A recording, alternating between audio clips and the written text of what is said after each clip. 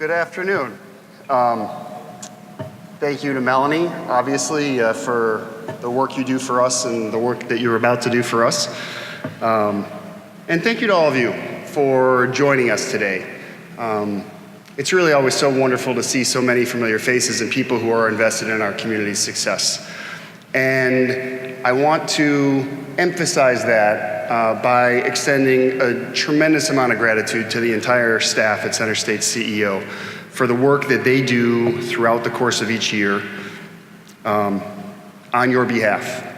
They are, without a doubt, the most talented, committed, and passionate group of individuals I've ever had the privilege to work with. And I would like to ask each of the members of our team in the audience to please stand and be recognized.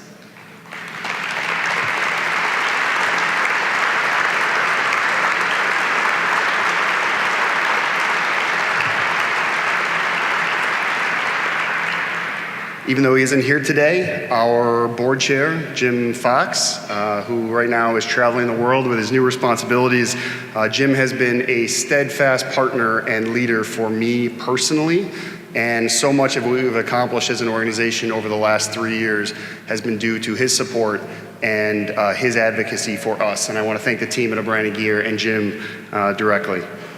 And finally, to my wife, Corinne Ribble, who is undoubtedly the most remarkable woman in the world.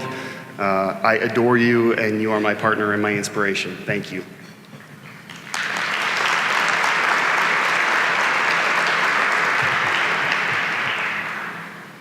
There's something happening in Syracuse. Have you felt it? Can you see it, too? It is noticeably different than it has been in recent years. And I'm not just talking about the macroeconomic picture, although there is a lot of good news in the data. Unemployment is at 3.9%, a record low. A new report from the Brookings Institution shows that wage growth in Syracuse of 2.1%, ranking 9th nationally and 1st in the entire Northeast. And in a region that has seen little to no job growth since the recovery in 2007, the New York State Department of Labor recently told us that growth in the number of jobs in our region in 2018 was 2.4%, the 3rd fastest rate in the state and faster even than the New York City area. But I'm actually talking about something else entirely, something that you can't capture in a number. I'm talking about buildings that have sat vacant for decades that are being rediscovered and given new life. About underutilized urban real estate, finding new value as mixed income housing, and a food hall for diverse entrepreneurs that represent the rich cultural fabric of Syracuse rather than as the parking lot that it has been for the last 50 years. About similar efforts that are underway in Oswego and Cortland and Cayuga and Auburn as our region's downtowns take center stage thanks to changing demographics and a far-sighted state government. I'm talking about the 34 drone and autonomy companies that have chosen to make Central New York home in the last few years, including this year's Genius New York winner, Sentient Blue, who is shifting its operations from Parma, Italy, to Syracuse. And the fact that the future of farming is taking place in our own backyard, as Green Empire Farms is building 3.6 million square feet of controlled environment greenhouse space to grow strawberries, tomatoes, and cucumbers and peppers using the most advanced hydroponic technology in the world. And local companies like Bankers Healthcare Group, Rapid Response Monitoring, Cryomech, and SRC that are in the process of investing, expanding, and adding hundreds, if not thousands, of jobs to our regional economy. About the 100 applications we received from companies looking to enter the tech garden last year alone, pushing us to envision a dynamic expansion of our own facilities and programs so that we can continue to serve this rapidly expanding tech ecosystem. About the fact that our homegrown venture capital fund, Armory Square Ventures, which was started just 5 short years ago, just closed on its 2nd institutional funding round, taking its assets under management right here in Syracuse to just over 50 million. About an entirely new generation of companies, homegrown companies like TCGplayer.com, Plows and Mows, SpinCar, Digital Hive, and Sidearm Sports that are making the Warren Street Tech Corridor the epicenter for tech and entrepreneurship for our entire region. Or closer to home, the 3 houses in my neighborhood in the city of Syracuse that sold within 24 hours last month, each for over asking price, and each 2 families with young children, a trend that is confirmed by a median increase of housing prices of 5.1%. And I'm not just talking about projects. I'm talking about changing attitudes, a sense of hope and optimism that flows more freely in conversation, a new determination to work together and build a better and more prosperous future, an alignment of interests and leadership that we have not seen in this region in years, if not decades, a mayor and a county executive that have brought a modern and pragmatic approach to their jobs, and they are working together every single day to promote things like the Syracuse Surge, a series of cutting-edge investments in smart cities technology and neighborhood development that offers real hope to bring needed jobs and training to our city's south side. Our city and suburban school districts working together to build New York State's first science, technology, engineering, arts, and math school, and position our region's children more competitively for the jobs of the future. Our institutional leaders like Chancellor Kent Syverud at Syracuse University, Dr. Linda Lemura at Lemoyne College, Les Luke at St. Joseph's Health, and Dr. Mantosh Dewan at SUNY Upstate, among many others, who continue to anchor the economy of today while investing and innovating and driving the economy of tomorrow. And I'm even talking about a growing willingness among regional stakeholders to have very difficult conversations that should have happened long ago about race and inequality, about inclusion and exclusion, about poverty and prosperity, paving the way for a new way of doing business and a more inclusive future. There is absolutely something happening in Syracuse. You call it a moment or an awakening, but together, those of us in this room and many who are not here today, we planted these seeds over many years, and now we are watching them grow and sprout. And just in case there's anyone in this room that may still doubt that we are moving in at a different pace and in a new direction, consider 2 major announcements within the last week alone. First, the exciting news that Syracuse has been selected as one of only 5 nationwide winners of the J.P. Morgan Chase Advancing Cities Challenge, a $500 million, 5-year initiative designed to invest in solutions that bolster the long-term vitality of our nation's and world cities and the communities within them that have not always benefited from economic growth. Now, CenterState's CEO is extremely proud to join the city of Syracuse, Onondaga County, Syracuse University, Lemoyne College, and the Anlin Foundation, along with dozens of other community partners, to celebrate the fact that Syracuse was chosen to join Chicago, Miami, San Diego, and Louisville of one of 5 places selected out of more than 250 applications nationwide. Now, this investment is explicitly directed to ensure that the growth from initiatives such as the Syracuse Surge connect to and provide access for traditionally marginalized populations by providing job training for our tech workforce to the and underemployed, and supports for small businesses owned by women, minorities, individuals with disabilities, and veterans.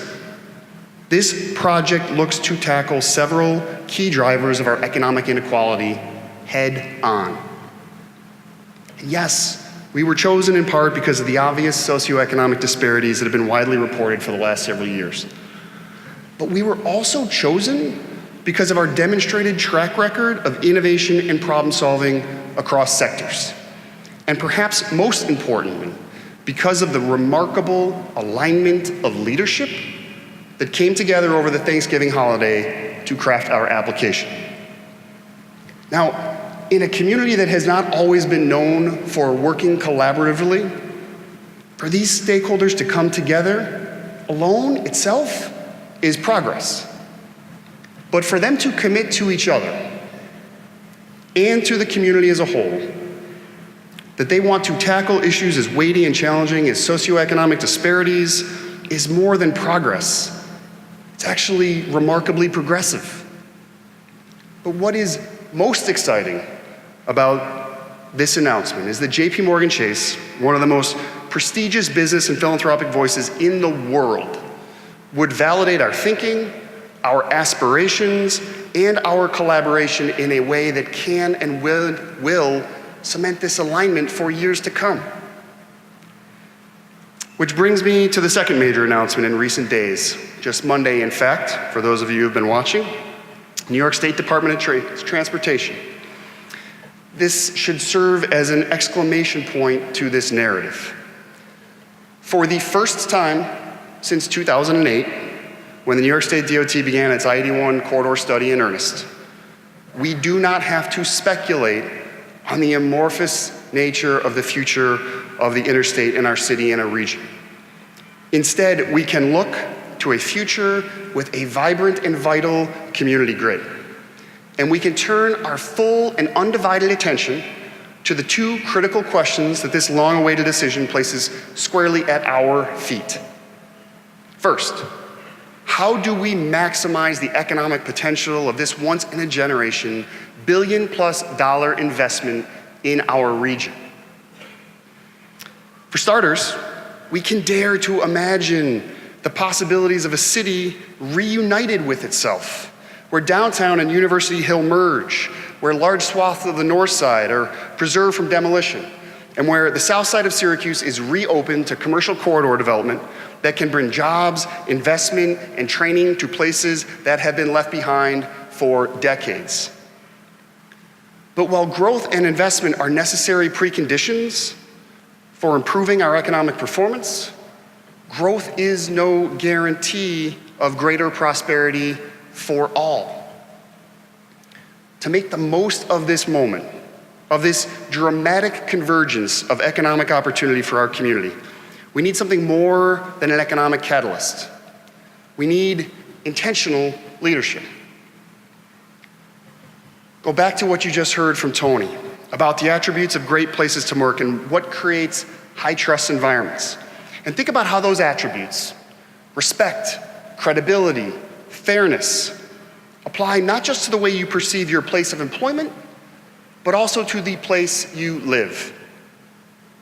Collectively, these things create pride in community, a desire to participate and contribute, a willingness to engage and go above and beyond. As Tony said, they create trust. Now, just use the discussion around Interstate 81 as an example.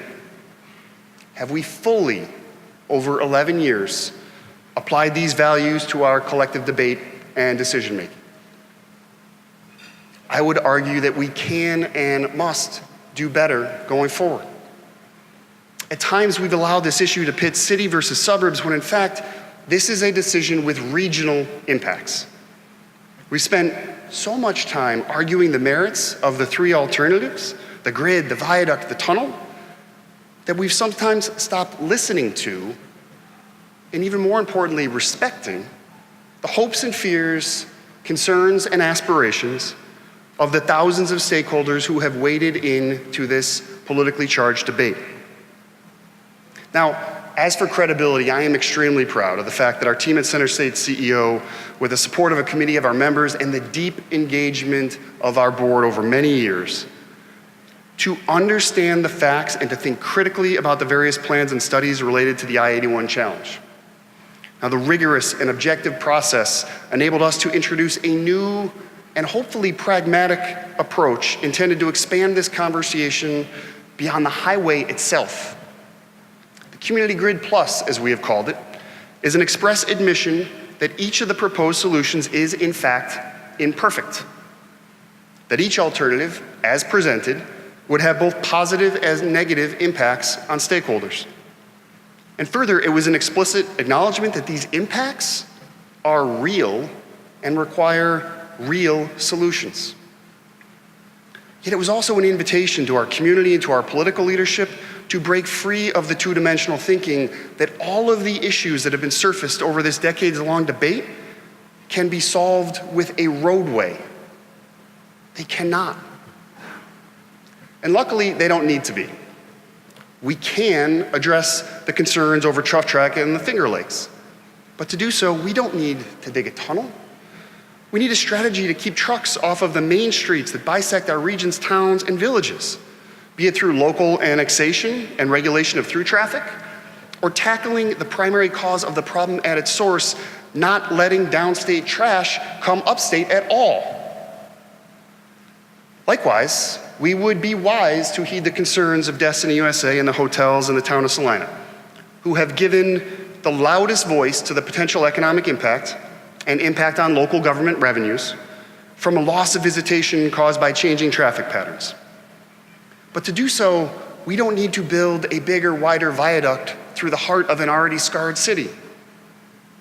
We can instead invest in demand drivers, projects like the amphitheater, in our arts and cultural infrastructure, in sports tourism, and more to assure that our community remains a place that people have reasons to come to, not just drive through. And while our position is that the community grid represents the best foundation on which to build our future, we are also committing publicly here today to County Executive Ryan McMahon, to Mayor Walsh, to Congressman Katko, and our entire state delegation that CenterState CEO will be a partner in designing, innovating, and advocating for meaningful mitigation so that our region and the legacy of this project can be one that our entire region can look back on with pride instead of the regret and disenfranchisement of the decision 60 years prior. Which brings us to fairness. I was asked recently whether or not I believe that the people who live in the shadow of the highway should have a disproportionate voice in the decision over the highway's future. And the simple answer is yes. To suggest otherwise is to reject the history of what happened when the highway was first built. That decision to flatten the near entirety of the 15th Ward, a once thriving black middle-class community, was blatantly unfair. That history is important to say out loud and acknowledge because it continues to shade our current conversations around growth and development. And it looms especially large as we contemplate the remarkable convergence of opportunity that are upon us today.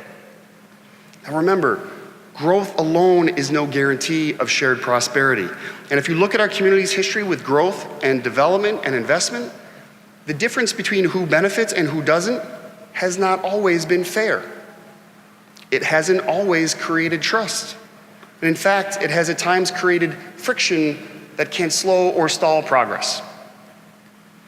This long overdue reckoning with ourselves leaves us just one path forward: to demonstrate not just through our words but through our actions that things will be different, that we can commit to a different course, commit to leading with intention, and hold ourselves accountable, not to just a different set of intentions, but in fact to a different set of outcomes for our community.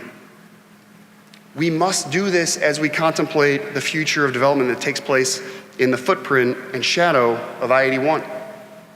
But we also must bring the same level of intentionality to all of our region's growth efforts. Listen, the fact is, economic disparity is not just an issue here in Syracuse. It is a challenge across this country and around the world. It is arguably the defining social and economic issue of our time. And while there are many factors that are driving these disparities, there are two in particular to which I want to draw your attention. The first is a major long-term change in the correlation between worker productivity and wages. For decades, if not centuries, these two moved in close synchronicity with one another. And it makes sense. The harder an employee worked, the more output they produced, the more they were rewarded for their efforts. But somewhere after the middle of the last century, the strong correlation began to fade. And the gap between productivity and wages has grown exponentially. And this makes sense too, as automation began to modernize manufacturing processes, and as computer and software began to transform service businesses, labor became a smaller and smaller percentage of total inputs, and capital took on a growing and outsized role. And anyone who's taken an economics class knows that returns go where? To capital. Which means that today's workers cannot participate in the full upside value that their labor creates because wages are not the same as equity. And in fact, wages have grown more slowly than the returns to capital in the markets. Now, even more troubling is how inequitable median weekly earnings vary by gender and race. Is there anything in these statistics that screams fairness? These growing economic disparities are simply untenable for our society and for our community. This is why we rebranded our organization nearly a decade ago as the CenterState Corporation for Economic Opportunity, to expand the conversation around growth and development to include a focus on access to opportunity and shared prosperity. This is why we built a portfolio that focuses entirely on issues of economic inclusion, connecting the growth and development work that this organization is known for to the communities, neighborhoods, and people in our region that have been traditionally disconnected from that growth. This is why we launched the Work Train program to connect employers in high-demand occupations to traditionally disadvantaged and marginalized populations, placing more than 700 community members in jobs since 2014. This is why we launched the Upstart program to take the lessons we've learned running the Tech Garden and ensure that similar tools and resources were also being provided to women, minority, and refugee entrepreneurs who shared the same dream of starting their own business and contributing to the economic vitality of our region. This is why we've partnered with Assemblywoman Pam Hunter and dozens of business and not-for-profit entities on the city's south side to support an effort to bring jobs and investment to the Southeast Gateway, where generations of planning efforts have delivered few, if any, lasting results. This is why we are partnering hand in hand with the mayor and the county executive on the Syracuse surge. And yes, this is why we believe that any effort to plan the redevelopment that takes place in the shadow of the current interstate must reflect a new set of values. It must embrace community input, provide inclusive employment opportunities, support not only mixed use but mixed income residential development, provide opportunities for local labor participation, and be done in a way to complement and strengthen, not replace, the unique and varied neighborhood cultures and character along the path of the current viaduct. These are long-standing and deep-seated social and economic issues that cannot be solved by any individual person, organization, or group. They are issues that require thoughtful engagement, intentional leadership, and collective action. Which reminds me of one of my favorite quotes. There are two primary choices in life: to accept conditions as they exist or accept responsibility for changing them. You see, when we lead with intention, we respect the opinions of others, even when they are difficult to hear or fully understand. We seek to establish and maintain credibility not just through our words, but through our actions as stakeholders with standing to participate in these important community conversations. And we focus on fairness, of acknowledging the inequities of the past and committing to a different and more inclusive future. This is why an inclusive growth agenda is so important, because at a time when our employers, all of you in this room, are in desperate need of people and talent, the characteristics that attract people to the very best places to work are also the characteristics that can help us attract people to live here and to want to stay here and participate in our growth and success. There is no doubt in my mind that there is something happening in Syracuse. I can feel it. I see it every single day. and I hope you feel it too. And that something, whatever it is, for however long it lasts, has the potential to be remarkable. Never in my 16 years back in Syracuse have I felt this level of energy. Have I seen such a confluence of investment, of circumstance, and of leadership. Pull up to 30,000 feet for just a second and look at it. Look at what is happening in our region and look about what is about to happen. And take a moment to consider just how transformative it all could be if we do it right, with intention. Our employers across industries are in critical need of talent, which offers us a chance to repopulate our region through a renewed focus on attracting talent, but also to look at hidden labor pools in our own community that have often gone untapped and underutilized. Our tech ecosystem is exploding, driving demand for new incubation space at the Tech Garden, new office space throughout our city, and a hunger for coders and software developers that provides us a window to do something dramatic, to rethink how we do tech training that can bring diversity to an industry that has a reputation for exclusivity. The energy and momentum from development downtown is now pushing out into our neighborhood business corridors. And those market forces will create opportunities in parts of our city that have long been disadvantaged. The Syracuse surge and corresponding smart cities investments will unlock new opportunities for innovation in public service delivery, in traffic management, and data analytics, while simultaneously helping us to bridge the very real gaps in digital inclusion that have often held communities of color back from full and active participation in the digital economy. And then there is the community grid. Once just a dream for some, and then a decades-long debate.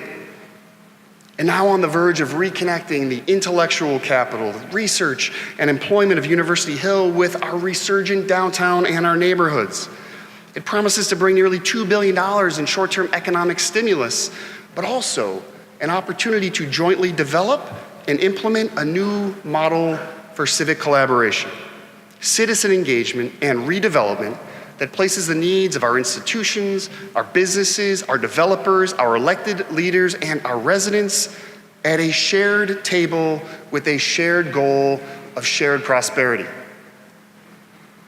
These opportunities are no longer on the horizon. They are real and immediate. So the choice we have before us is very simple. We cannot allow history to repeat itself with unplanned and often tone-deaf development, perpetuating and in some cases even exacerbating socioeconomic and racial divides. Nor can we be allowed to convince ourselves that somehow no growth in a region as starved as we have been for jobs and investment as we have for decades is somehow a safer approach. Now, my son, Benjamin, turned 7 last week. Some of the issues that we've talked about today, like the future of the Interstate, have been ongoing discussions for his entire life. Some of these issues, like socioeconomic disparities and racial inequality, have been persistent challenges in our society since long before he was born. As a father, my deep and abiding responsibility is to care for him, support him, play with him and teach him, knock down barriers for him, and help him learn to knock down barriers on his own. And yes, to make the place that he lives the very best it can be, while affording him every opportunity to make his own contributions to this place and to this world. But as professionals, and as members and leaders in this community, we cannot ignore the fact that there are many children who do not share the same privileges and advantages as Ben does. That there are many in this region who will face a life not of barriers being knocked down for them, but of barriers being erected in their path. And the responsibility for changing these circumstances as they are lies with us. So let us lead with intention and see this happy confluence of economic circumstance for what it is. A gift, an upstate miracle even, a long-awaited and fortuitous chance not just to grow, but to grow differently and better. and in a way that acknowledges the challenges of the past, but also embraces a more inclusive, equitable, respectful, and fair future for our entire community. Thank you all so much for joining us today and for the work you do on our behalf.